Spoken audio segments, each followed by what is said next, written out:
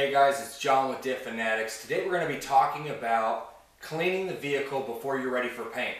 Now remember what I said in the previous video. This is a professional grade premium removable auto coating. Yes, it can be used by DIY as well as professionals, but it's still extremely important to clean the surface properly before use. Because any painter out there, any real painter will tell you that masking is important. There's a lot of things that are very important to get ready for paint, but cleaning the surface is hands down the most important. Why is it so important?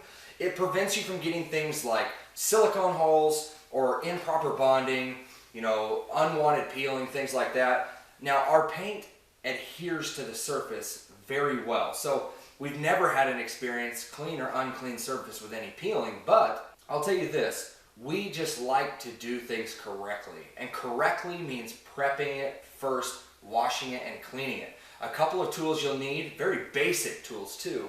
You're going to need microfiber rags.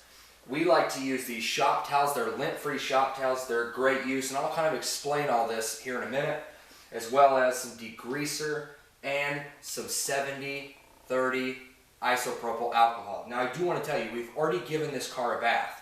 We're going to do something really cool with this car. We're going to be putting actually an antique copper mica pearl on top of this car. So it's going to look really sick. But we're wanting to do all the preparation first before we shoot the video, because we want to show you how to clean it. Because I'm telling you one thing, if you don't skip any steps, don't skip this one.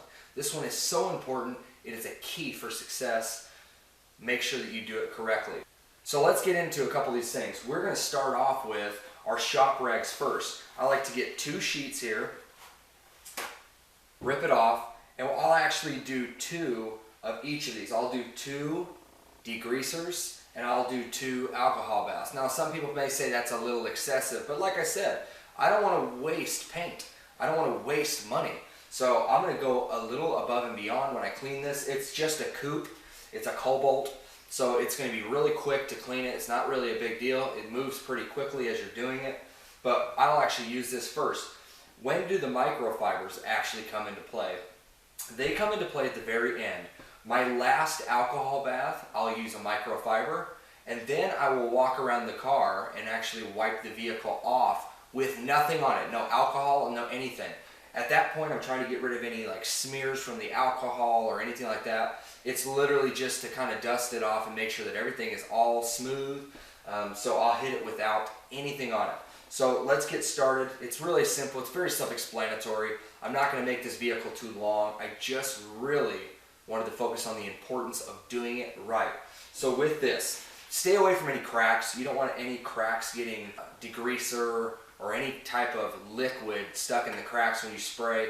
It's never good to have any liquids. That's why we wash the car a day before we actually paint, to give it time to dry out and let all the cracks and surfaces get nice and dry. So what we'll do is we'll take this and we'll spritz a couple sprays on the panel, and then we're going to give it a really good wipe. We're going to focus on our edges on this first one, and we're going to really give it a good clean. Even with it being washed, remember this has already been washed,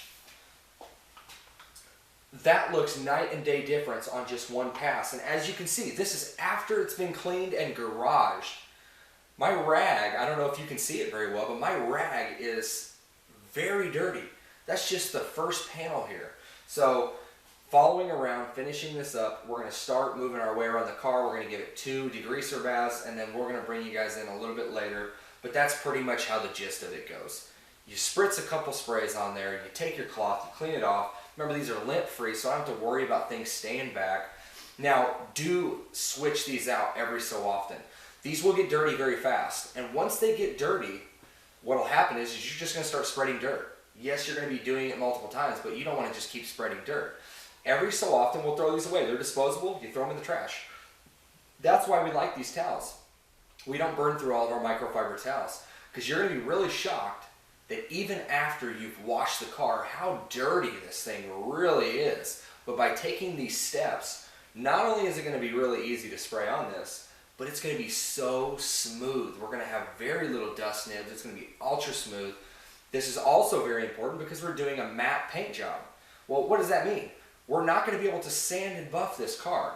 Can you sand and buff our matte top coat? Well, yeah, absolutely you can. It's a top coat. It's actually made out of the same thing our gloss is. It's just been flattened.